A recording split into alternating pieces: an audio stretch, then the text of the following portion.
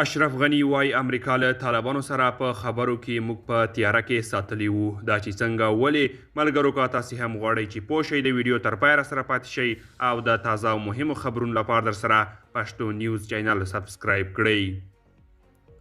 د افغانستان مخکنی ولسمشر اشرف غني وایي که د اګست پر 15مه له هیواده نه وی وتلی نورې وینې به توی شوي وای دی وایي د ده تر ټولو لویه تېروتنه دا وه چې پر نړیواله ټولنه یې باور وکړ اشرف غني وایي زه په بشپړه توګه په تیاره کې ساتل شوی وم موږ ته دا موقع بیخي نه ورکړل شوې چې له هغوی طالبانو سره کینو سفیر خلیلزاد به له هغوی سره ناستې کولې او له دې امریکایي موضوع جوړه شوې وه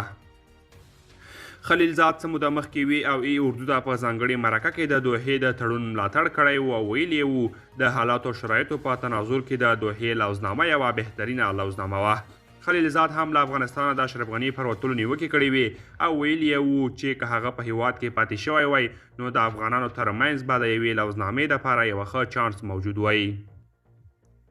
خلیلزاد په هغه مرکه کې پر اشرف غني د بین الافغاني مذاکراتو د ځنډولو تور هم پورې کړی و پر اشرف غني له هیواده تر وتلو وروسته په هیواد کې دننه او بهر کلکې نیوکې شوې وې چې ګواکې ملک یې په حساسو حالاتو کې تنها پرېښو خو اشرف غني له هیواده د وتلو د بیړنۍ پریکړې یو ځل بیا دفاع وکړه او وایي که لږ هم نور پاتې شوی وای دی او د حکومت ورسره کسان به ټول وژل شوي وای